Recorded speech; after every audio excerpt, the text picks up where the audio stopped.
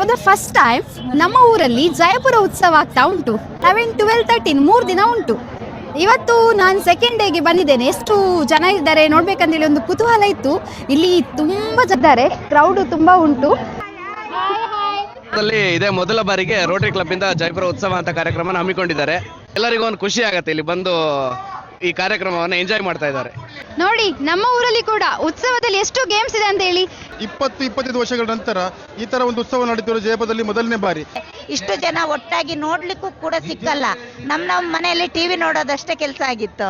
ಈಗ ನೋಡಕ್ ಹೋದ್ರೆ ಇಷ್ಟು ಜನ ನೋಡಿ ಮತ್ತು ಸಂತೋಷ ಆಗ್ತಿದೆ. ಅಪ್ರಿಶಿಯೇಟ್. ಬಾರಿ ಮಸ್ತ್ ಖುಷಿ ಆಯ್ತು, ಬಾರಿ ಚೆನ್ನಾಗಿದೆ. ರೋಟರಿ ಕ್ಲಬ್ನವರು ಬಹಳ ಅಚ್ಚುಕಟ್ಟಾಗಿ ಮಾಡಿದ್ದಾರೆ.